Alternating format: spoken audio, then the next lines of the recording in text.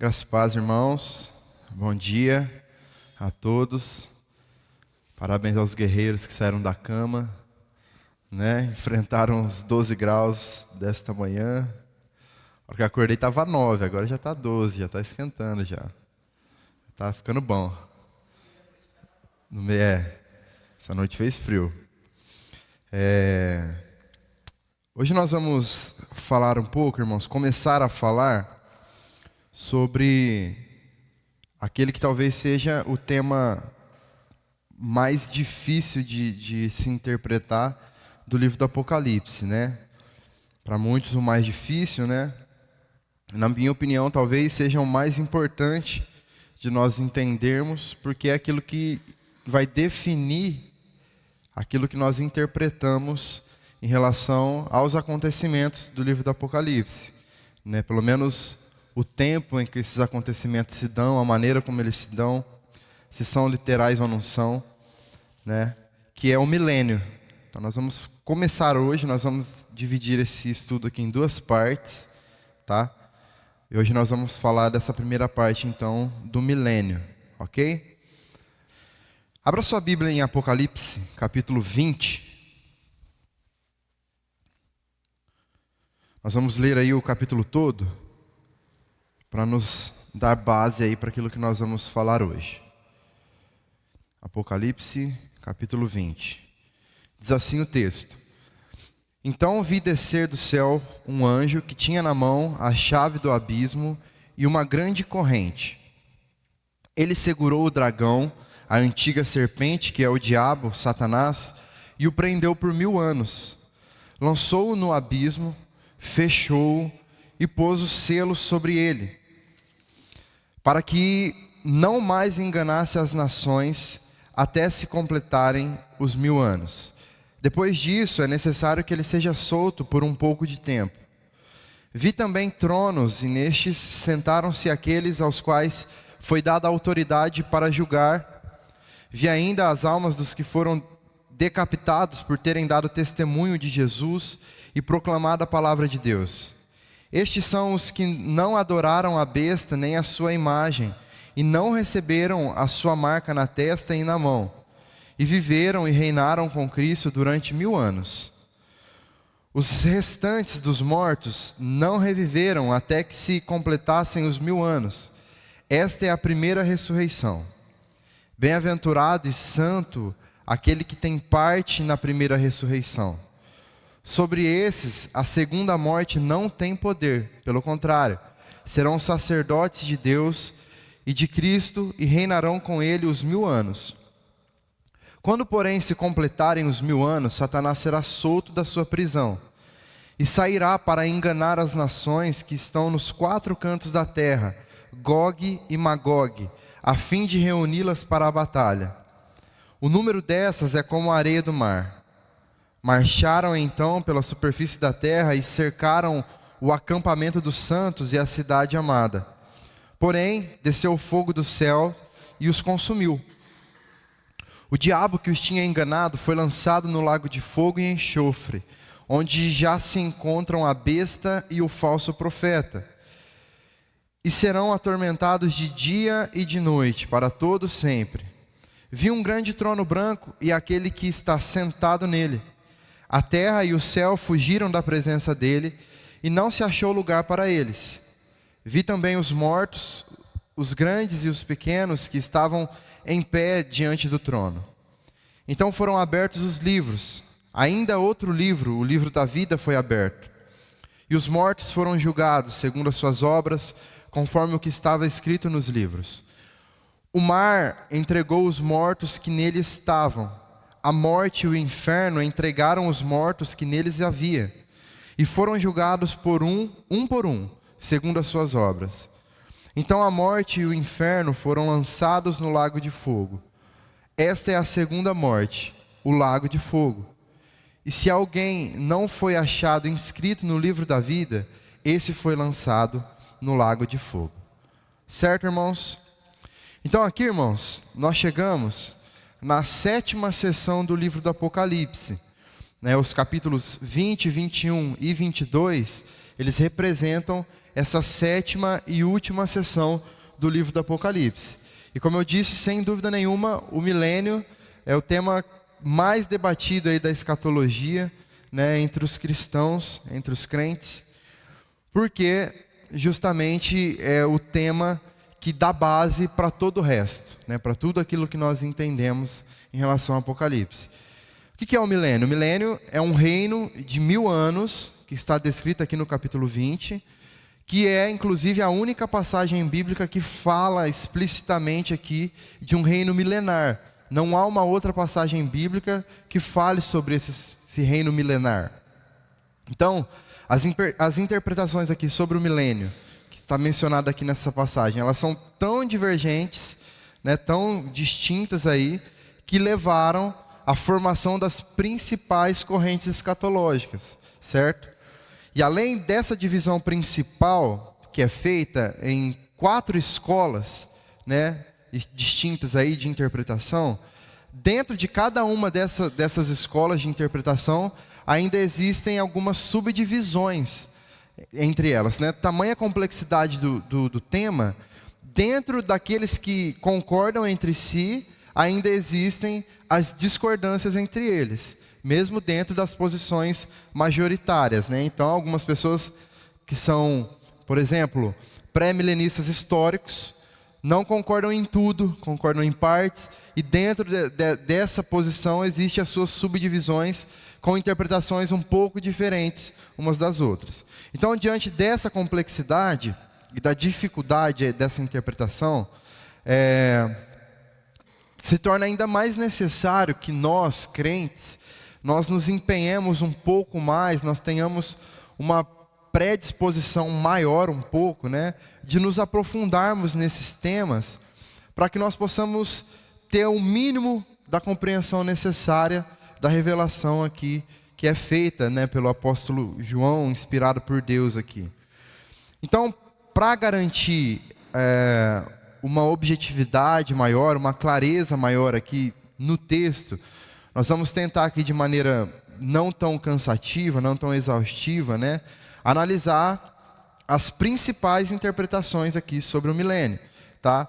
E aqui é importante que nós tenhamos uma certa paciência e uma certa persistência também, para nós entendermos o que cada uma das abordagens aqui trata, certo?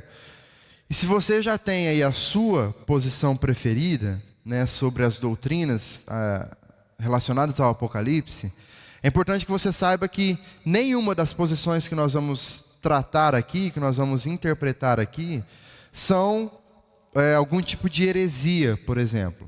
Nenhuma delas é uma heresia, né? Diante de toda a complexidade do tema, as interpretações são diferentes, distintas, são baseadas em textos bíblicos, em interpretações bíblicas, e talvez a última coisa, a última questão que nós podemos escolher para analisar se uma pessoa é ou não um herege, é o livro do Apocalipse, né? Nós temos vários outros meios aí de análise para interpretar se uma pessoa comete ou não uma heresia, além do livro do Apocalipse, né? O livro do Apocalipse é um livro que realmente não deve ser parâmetro para que se defina que alguém é herege ou não, a não ser que a pessoa está falando que Jesus não vai voltar, né?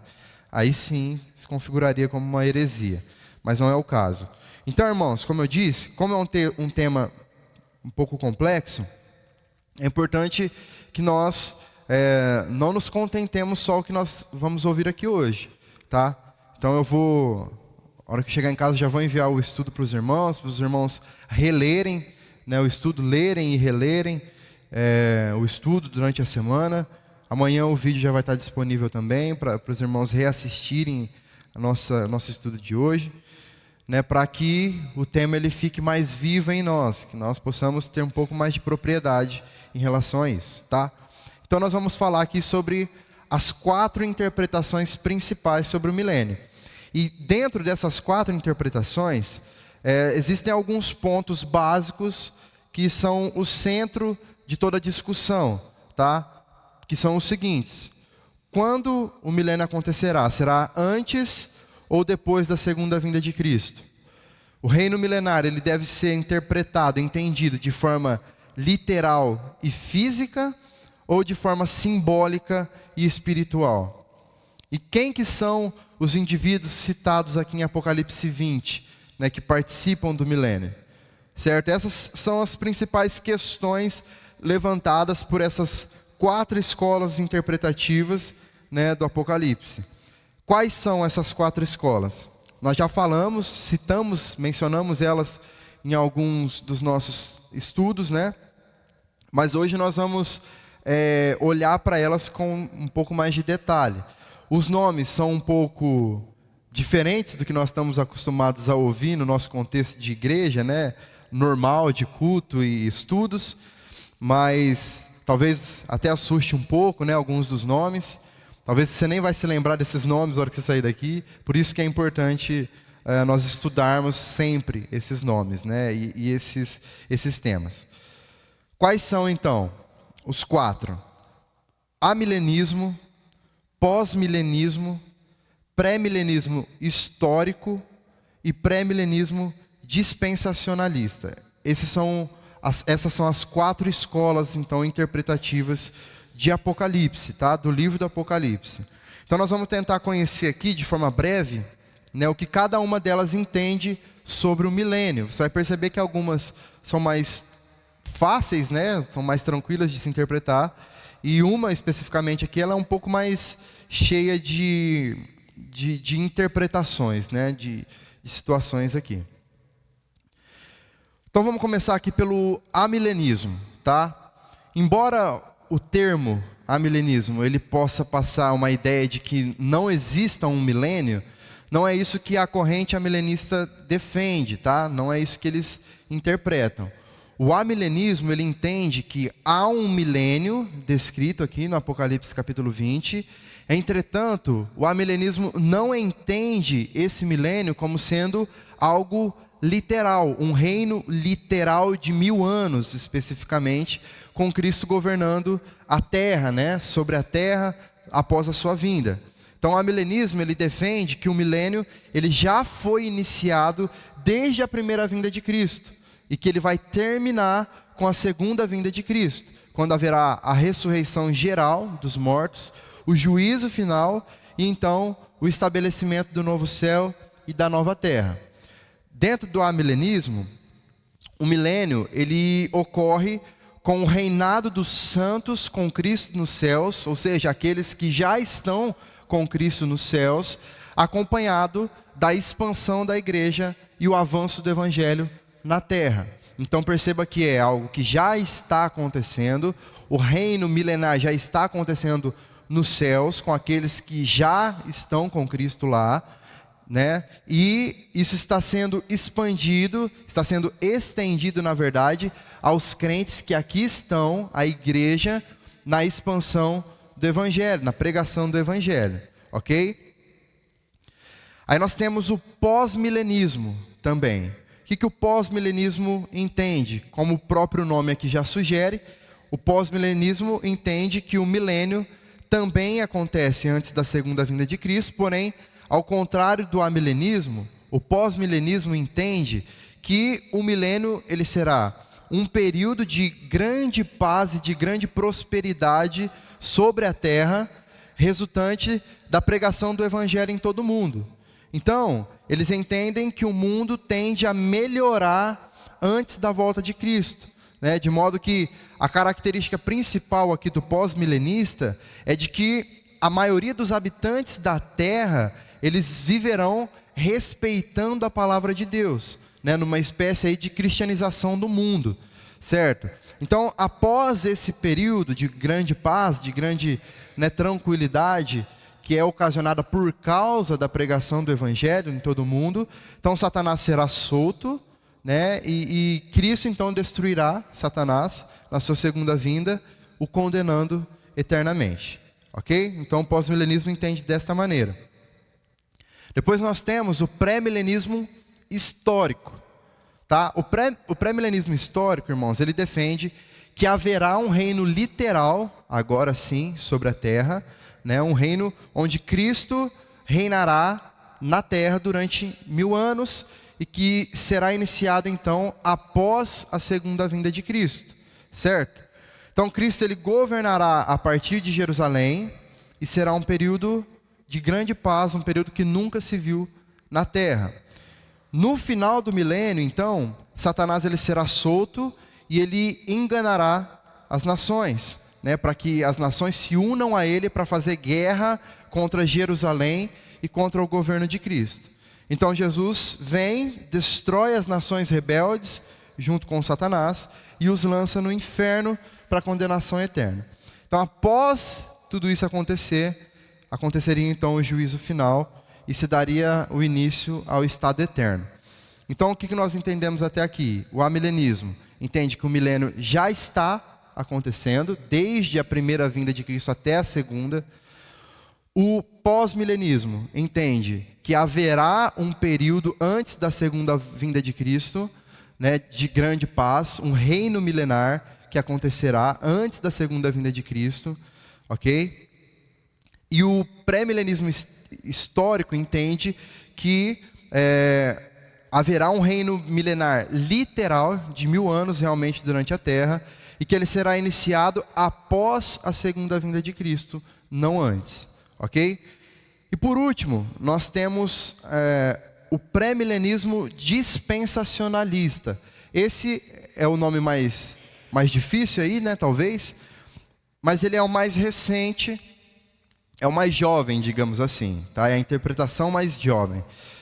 O pré-milenismo dispensacionalista também vai defender que o milênio ele será literal na Terra, mas que ele começará após a segunda fase da segunda vinda de Cristo.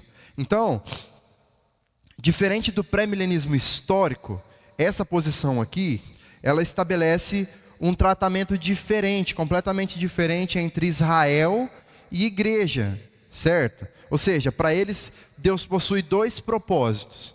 Um com relação à terra e ao povo de Israel, e outro relacionado com o céu e a igreja. Então, Deus estaria agindo aqui de formas separadas, digamos assim, para com o seu povo, com o mesmo propósito, logicamente. Então, para os dispensacionalistas, Jesus, em sua primeira vinda, ele tentou estabelecer aqui um reino de Deus na terra, porém, pelo fato dele ter sido rejeitado ali pelos judeus, então é como se Deus tivesse adiado ali esse plano inicial dele e começado a tratar então com a igreja, certo? Então, somente depois de finalizar os propósitos que ele tem com a igreja aqui, é que então ele retoma o seu plano inicial para com Israel, e isso acontece justamente nesse período milenar, onde as promessas do Antigo Testamento, elas serão cumpridas literalmente ali na restauração e na exaltação de Jerusalém, e todo o povo judeu então, não só de Jerusalém, mas de todo o povo judeu, sob todo o povo gentil, o mundo gentil também. Então essa interpretação aqui, irmãos, é aquela que talvez dê um pouco mais de voltas ali para conseguir chegar em uma interpretação. Então, o que nós percebemos nessa interpretação?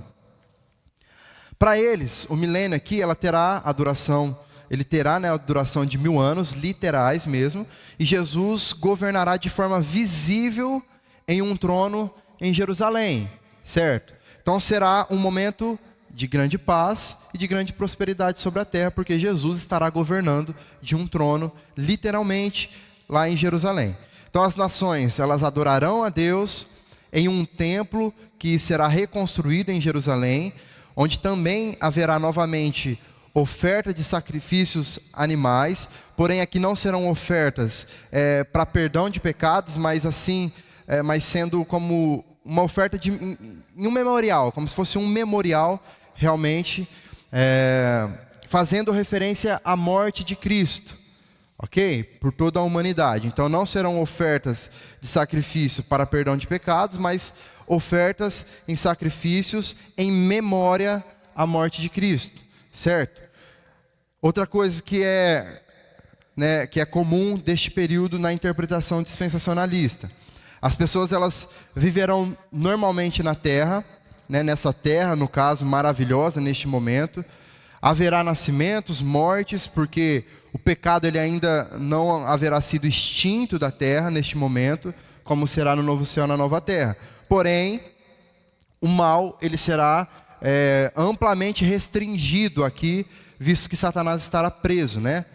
Então, durante esse reinado, a igreja dos santos, ela habitará novamente em Jerusalém, uma cidade celestial aqui, e em ocasiões específicas, os crentes eles poderão descer à terra para participar de alguns julgamentos ao lado de Cristo. Essa, irmãos, é a interpretação aqui, o entendimento predominante dentro dessa corrente aqui da interpretação do pré-milenismo dispensacionalista. Tá? Como eu disse no início, existem várias subdivisões. Dentro dessa própria interpretação aqui, eles vão discordar em algumas coisas, né? Mas isso é muito comum aqui do livro do Apocalipse mesmo. Então, ao final dessas coisas aqui, então é que Satanás será solto, ele enganará as nações e ele fará guerra, então, contra o acampamento dos santos, né? E aí é aí então que Cristo volta definitivamente para derrotar todas essas questões, né? Todo o mal que Satanás estava causando após ser solto ali. Então, depois disso, acontece o julgamento, né, perante o grande trono branco, como nós lemos aqui no capítulo 20, onde todos os ímpios ressuscitarão para receber a condenação eterna então. Ok? Essa posição aqui é a mais cheia de detalhes, né, mais cheia de situações que talvez deixe a nossa mente um pouco mais atordoada aí, né? Mas é o que se criou, ok? Então, como que nós, aqui diante disso tudo, como que nós interpretamos todas essas questões então? Em todas as posições aqui que nós citamos, irmãos, com certeza nós teremos defensores aqui, entre os seus defensores, cristãos genuínos, cristãos verdadeiros, que possuem compromisso com a palavra de Deus e que também são muito capacitados para interpretar o assunto. Então, não é um tema, como nós sempre estamos batendo na tecla aqui quando nós começamos, desde quando nós começamos, né, a estudar o Apocalipse, que não é um tema que deve causar divisões entre o povo de Deus, entre a igreja, né, entre os crentes. Então nós vamos falar aqui sobre os pontos principais de cada uma dessas interpretações, eliminando aí posição por posição, começando por aquela que eu entendo ser a menos provável, até nós chegarmos àquela que eu entendo ser a mais provável. Então nós vamos falar aqui ponto a ponto, destacando aqui os principais pontos, né, as principais dificuldades, né, dessas interpretações, para nós chegarmos até lá na interpretação final. Então, começando aqui pelo pós-milenismo, é uma posição muito popular, né, que ela ficou muito popular, ela foi muito defendida durante muitos anos por grandes homens de Deus. Porém, com as guerras, né, sobretudo ali no século XX, né, fizeram com que essa posição aqui perdesse um pouco do seu espaço. Né? Por quê? Qual que é a expectativa do pós-milenismo? É que haja um mundo tranquilo, que um mundo de paz. Né? A expectativa de um mundo maravilhoso, então, antecedendo a volta de Cristo, ela contrasta aqui com várias passagens bíblicas que afirmam uma crescente tensão entre o mundo incrédulo contra os seguidores de Cristo. É o que nós estamos vendo desde o início dos tempos, desde o início da igreja, desde quando o evangelho começou a ser pregado, as perseguições aumentando, né, as brigas, as disputas aumentando em relação àquilo que o mundo ímpio acredita, crê e vive, né, em contraste com aquilo que a igreja de Deus vive, prega, né? Então o próprio livro do Apocalipse deixa isso muito claro. Então parece que fica um pouco evidente aqui que tanto o ensino bíblico quanto a realidade de vida que nós desfrutamos hoje é de um mundo que está piorando conforme os dias passam, né? E que assim será até a volta de Cristo. Não o contrário, nós não estamos caminhando para uma melhora. Se nós olharmos, é o que nós sempre comentamos aqui, Se nós olharmos o que o mundo era há alguns anos atrás e o que ele é hoje, falando de caráter das pessoas, falando da moral do ser humano, nós vamos perceber que as coisas que são normais hoje, nos nossos dias, eram surreais, né, se imaginadas há alguns anos atrás.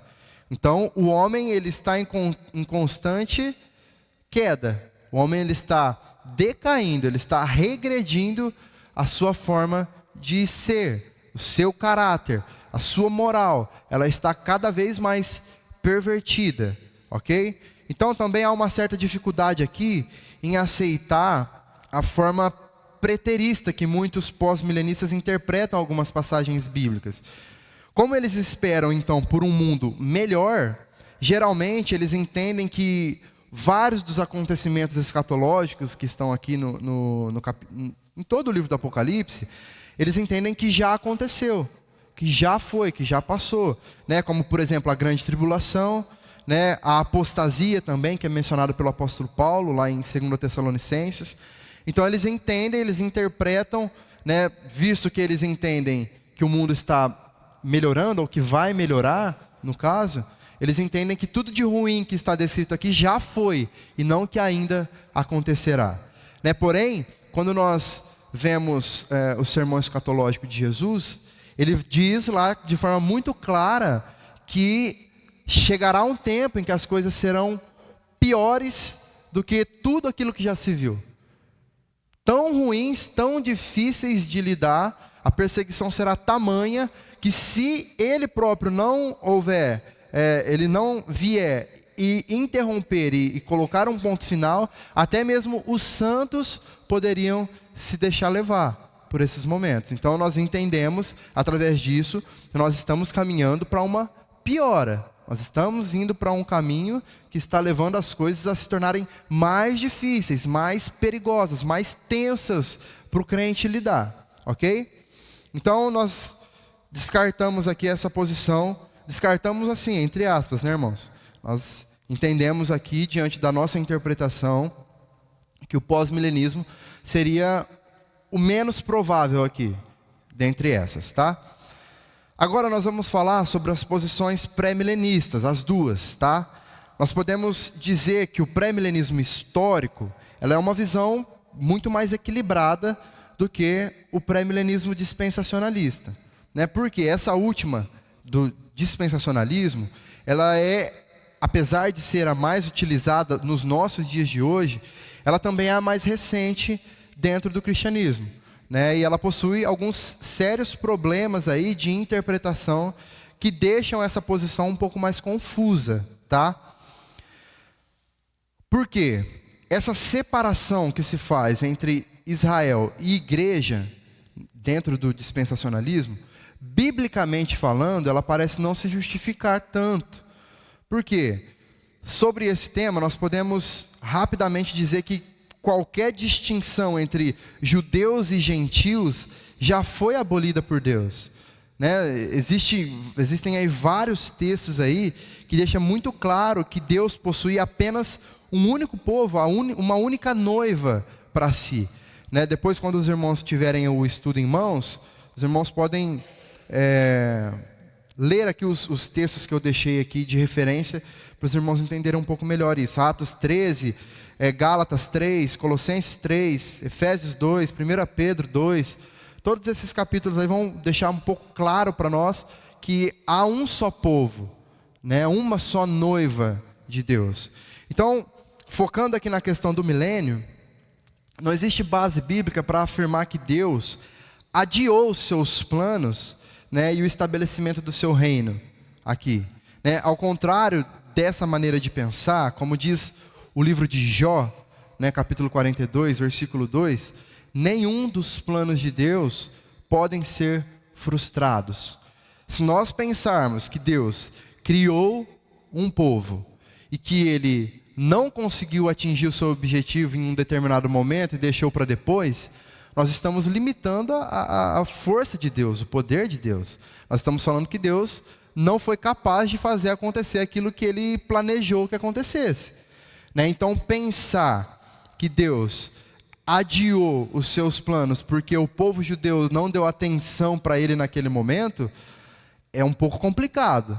Se nós cremos em um Deus soberano, Senhor de todas as coisas, onisciente, onipresente, onipotente, é difícil nós, então, aqui pararmos e pensarmos que Deus adiou os seus planos porque ele não teve êxito naquilo que ele estava fazendo, ok? Então a questão é que o objetivo do ministério de Jesus não foi jamais, nunca, de oferecer um reino político a Israel, né? Restaurando o reino de Davi ali, por exemplo. Ao contrário disso, né? Quando eles quiseram fazer com que Jesus se tornasse ali um rei terreno, ele recusou isso. Lá em João 6 nós vemos isso muito claro, né? Então, o próprio Jesus, ele foi categórico ao afirmar nessa posição aqui do seu ministério, que o reino de Deus, ele não viria em visível aparência. Então isso fica claro que Jesus, ele não estava falando de um reino terreno aqui. Ele não estava interessado em ser um rei político sobre Israel, governar Israel de forma política, né? Isso está lá em Lucas capítulo 17. Então é importante também nós entendermos o caráter presente e futuro do reino de Deus. Ou seja, ele já foi inaugurado, o reino de Deus. Ele está em prosseguimento. E ele será completamente consumado. Perceba que é algo que já começou a acontecer, está acontecendo, e chegará um momento em que ele será consumado. Então, para nós concluirmos aqui, irmãos, esse período de interpretação aqui, de hoje, eu quero citar algumas perguntas aqui, que nós não conseguimos encontrar respostas muito satisfatórias dentro da interpretação pré-milenista. Por exemplo, se haverá então um reino milenar e literal após a segunda vinda de Cristo, por que não há nenhuma referência sobre isso nos evangelhos ou nas epístolas do Novo Testamento? O único lugar que se fala de um reino milenar é aqui no Apocalipse. Não há outro lugar. E nós precisamos, uma dica simples que nós temos no momento de interpretação de um texto difícil, é nós interpretarmos ele à luz de outros textos mais fáceis. Então, se existe um texto, um único texto na Bíblia que fala sobre um assunto, nós precisamos interpretar ele não de forma solta, sozinha. Nós precisamos interpretar ele à luz do que toda a Escritura está dizendo. Ok?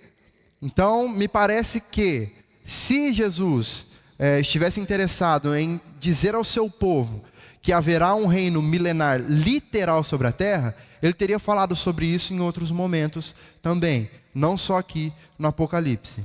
Outra coisa, por que no sermão escatológico de Jesus, lá em Mateus 24, em Marcos 13 ou em Lucas 17, Jesus ele apresentou uma descrição detalhada ali sobre os acontecimentos que ocorreriam no final dos tempos? Lá é muito claro as coisas que vão acontecer. E ele não citou em momento algum um reino milenar futuro. Ele não falou sobre isso ali.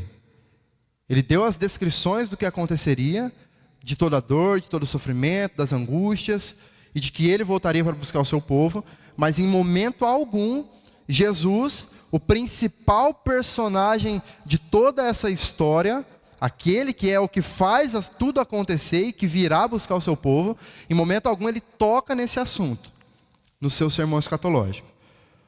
Outra coisa, se o reino milenar futuro aqui, ele diz respeito principalmente às promessas feitas ao povo de Israel, por que Jesus então também nunca falou nada sobre isso com os seus discípulos que eram judeus? Os discípulos de Jesus eram todos judeus, mas em momento algum Jesus especifica para eles que chegaria um tempo que todas aquelas promessas feitas a Israel ali seriam cumpridas posteriormente lá na frente, né, para trazer talvez um refrigério para eles, né, um descanso para eles ali. Jesus em momento algum menciona isso também.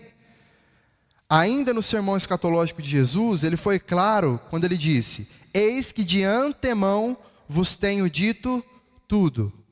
Marcos capítulo 13, versículo 23, Jesus fala isso. Então, se ele afirmou aqui, ter dito tudo acerca do fim dos tempos aqui para eles, por qual motivo então ele não citou o milênio? Esse reino literal milenar. Pedro também, né, um dos discípulos que estava presentes aqui, né, no momento em que Jesus pronunciou o seu sermão escatológico, e pessoalmente ouviu aqui as palavras de Jesus, na sua segunda carta, no capítulo 3, quando ele fala sobre a segunda vinda de Cristo, ele também não fala absolutamente nada sobre esse reino milenar, literal, futuro, que ainda está por vir. Pedro também não menciona nada sobre isso. Pedro estava lá, irmãos, do lado de Cristo, caminhando com Cristo, recebendo os ensinamentos de Cristo o tempo inteiro.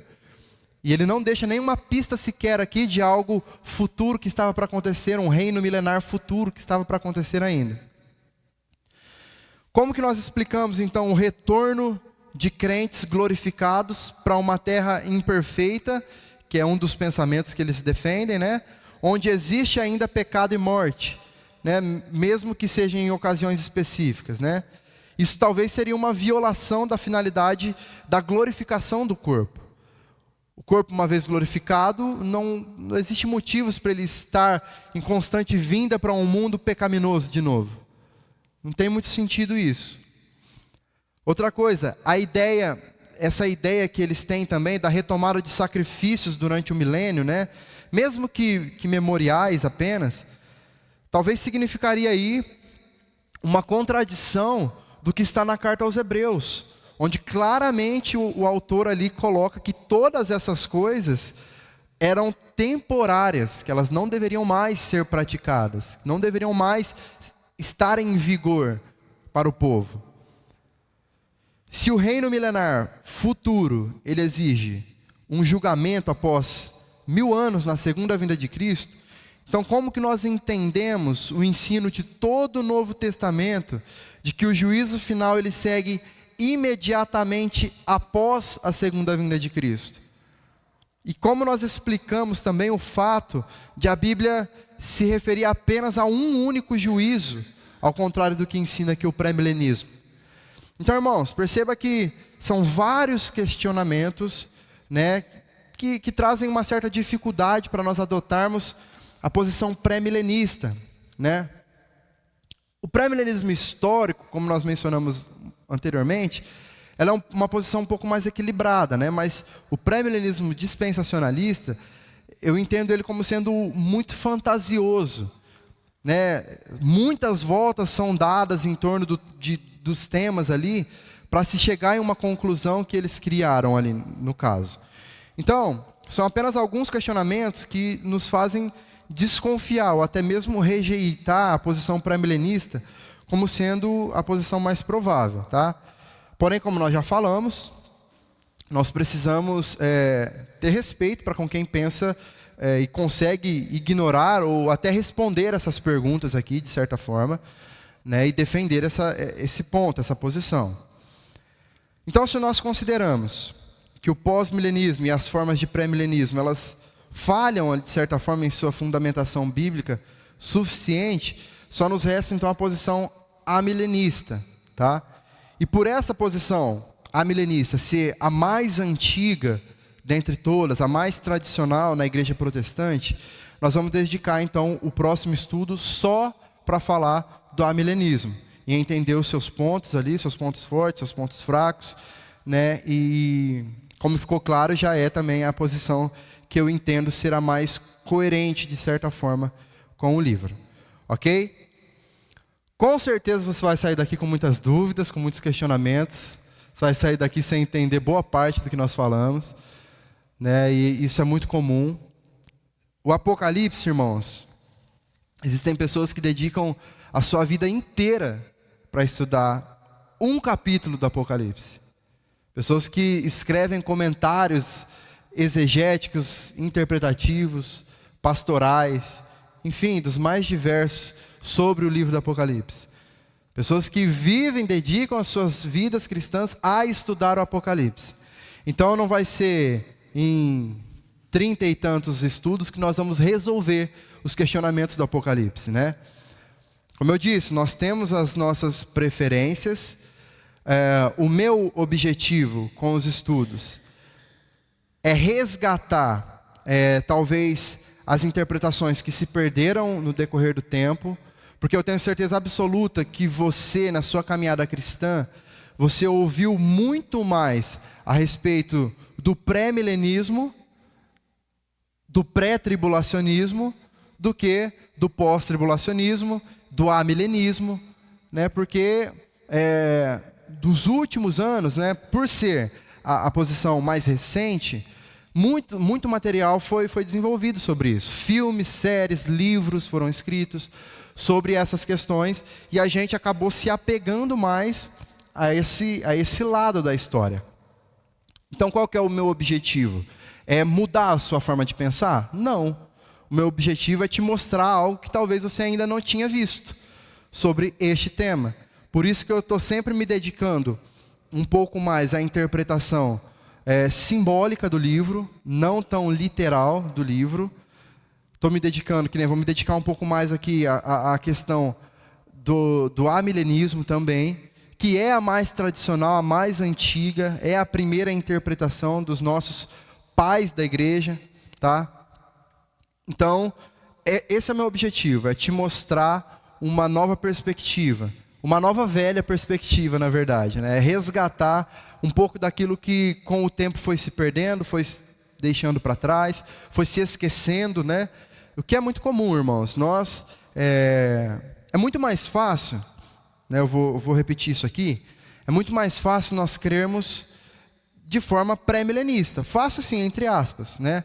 Porque nós vamos interpretar que nós seremos arrebatados antes do caos acontecer, né? E aí nós criamos esperanças nisso, né? Nós seremos arrebatados e depois o caos vai acontecer, depois vai vir o julgamento, enfim. É muito mais cômodo para nós, né? Nós podemos basear a nossa fé em uma esperança de ser arrebatados antes. E eu sempre estou falando aqui que para a nossa vida cristã, enquanto nós estamos aqui, talvez seja mais desafiador, mais interessante até mesmo, nós acreditarmos que talvez nós não seremos arrebatados antes da tribulação. Por quê? Porque isso gera em nós um temor maior de estar preparado, de estar pronto para o que há de vir. Porque você concorda comigo que é muito melhor você encarar uma guerra que você já estava preparado para ela, do que você ser surpreendido por ela? Porque se nós basearmos e tivermos... Você pode ter a sua preferência pelo o arrebatamento antes da grande tribulação, sem o menor problema. Mas não tenha certeza absoluta disso. Não jogue 100% das suas fichas nisso. Justamente para você não perder esse temor. Deixa uma duvidazinha lá no fundinho. Mas e se? Esse e se, ele pode te deixar um pouquinho mais preparado para o que há de vir. Para que quando chegar, se de fato nós não formos arrebatados antes da tribulação, nós estejamos minimamente preparados para o que há de acontecer. É importante nós termos essa fagulha dentro de nós, essa pequena dúvida dentro de nós, né? Termos a nossa preferência, ok, tranquilo, né? Mas ter aquele fundinho de dúvida que vai nos permanecer, vai fazer com que nós permaneçamos atentos. Nós precisamos estar atentos para o que há de vir. E pense, irmãos, nós temos muitas dificuldades em lidar com as situações que acontecem no nosso dia a dia hoje já. Nós temos dificuldade em lidar com uma negativa que nós recebemos, com um não, né, que nós recebemos.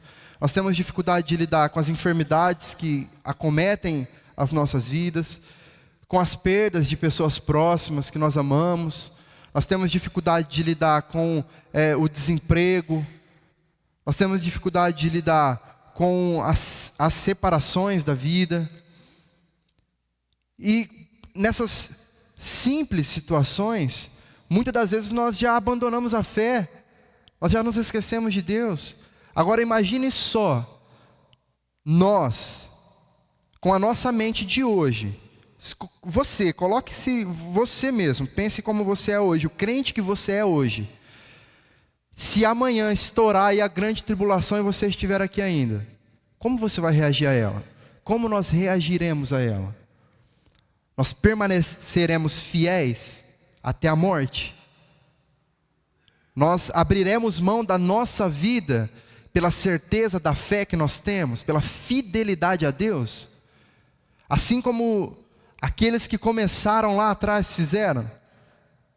Eu não acho tão impossível, irmãos, de nós passarmos pela grande tribulação justamente por isso. Porque nós não sofremos nem 1% do que os nossos irmãos sofreram lá atrás. Eles sofreram situações absurdas, em nome da fé, em nome de Cristo. Eles morreram de mortes das mais terríveis possíveis. Situações que nós não conseguimos sequer imaginar hoje, nós sofrendo. Ou os nossos familiares sofrendo. Quem consegue descansar em paz sabendo que pode ter seu pescoço cortado a qualquer momento?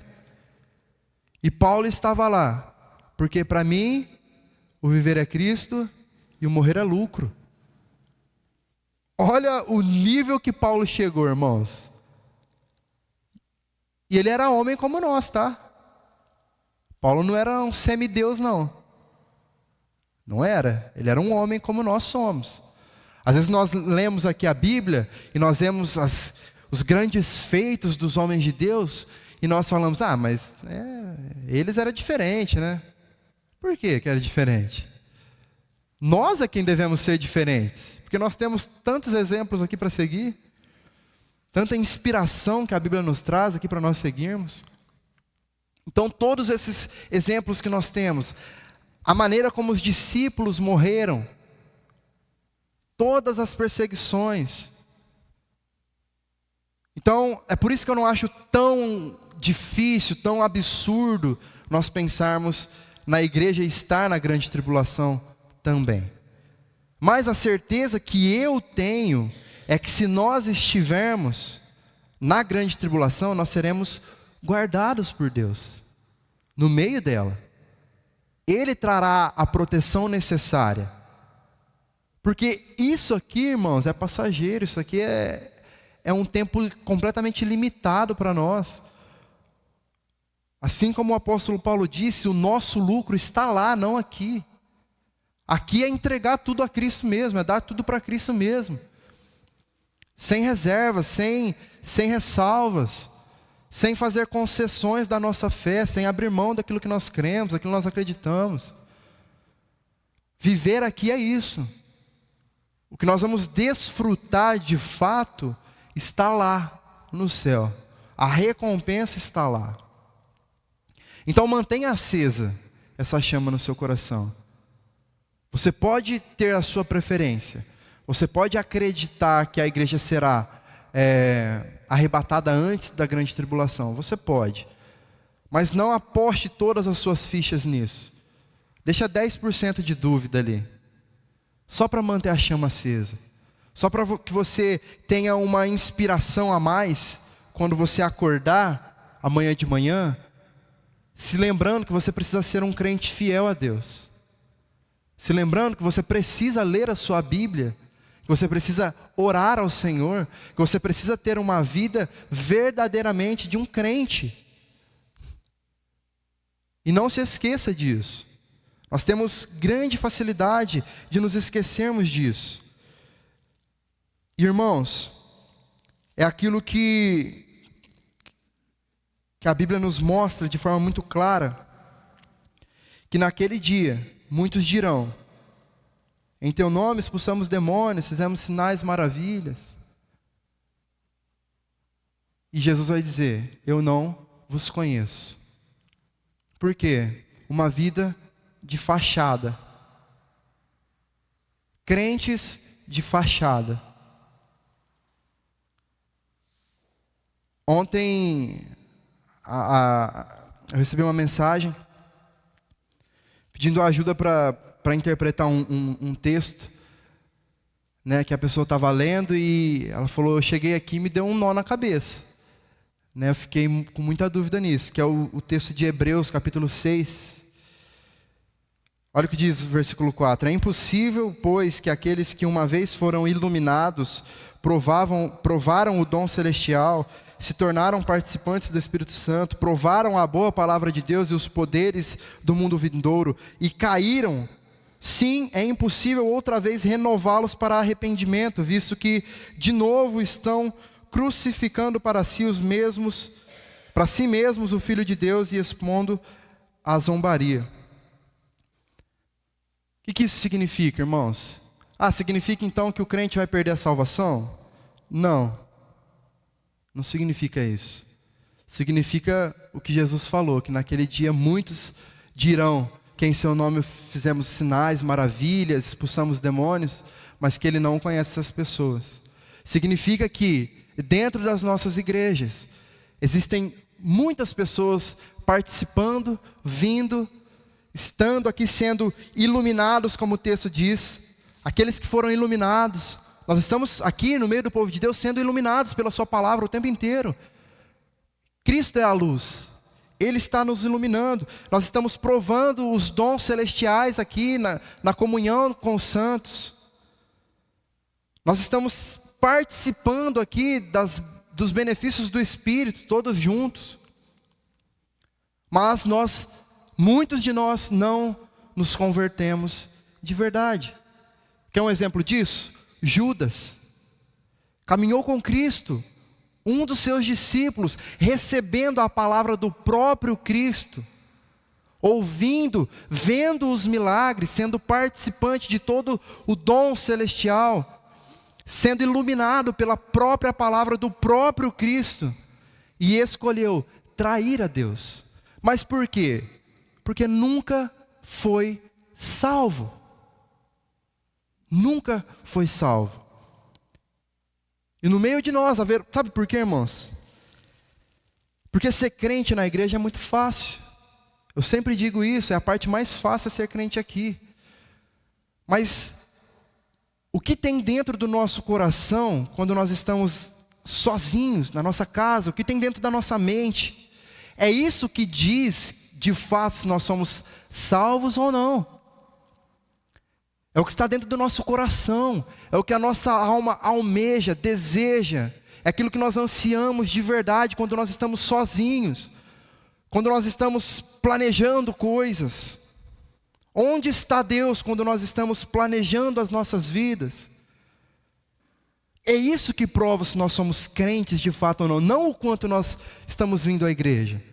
Então eu posso ser crente na minha casa e não preciso vir à igreja. Sabe por que não? Porque se você é crente de verdade, você vai ter desejo de vir à igreja. Se você falar para mim que você é crente e não quer ir à igreja, você não é. Porque o crente de verdade, ele tem anseio da comunhão, de estar junto, reunidos no partir do pão, celebrando com os seus irmãos, com o corpo de Cristo. Um membro fora do corpo é um membro morto. Então, irmãos, é por isso que nós precisamos todos os dias estar alimentando o nosso espírito de fato. É um processo de santificação que nós precisamos seguir constantemente, diariamente, sem reservas, sem fazer concessões da nossa fé, independente se Jesus vai voltar antes da grande tribulação, depois, independente se nós vamos passar por tudo isso ou não. Como está a sua vida hoje? Hoje, o livro do Apocalipse, como eu sempre estou dizendo, o principal objetivo do livro do Apocalipse é preparar o povo de Deus, é fazer com que o povo de Deus esteja em alerta, buscando a sua face, todos os dias, para que nós estejamos preparados para o que der e vier. Eu quero ser arrebatado antes. Eu não quero passar pela grande tribulação. Eu não quero, de jeito nenhum. Mas eu tenho muitas dúvidas se isso vai ser possível. Então isso traz temor. Essa dúvida, ela serve para nos trazer temor. Ok? E semana que vem, quando nós tratarmos aqui um pouco, então, sobre o amilenismo, nós vamos ver com um pouco mais de detalhes essa questão. Ok? Então esse é o nosso estudo de hoje, irmãos.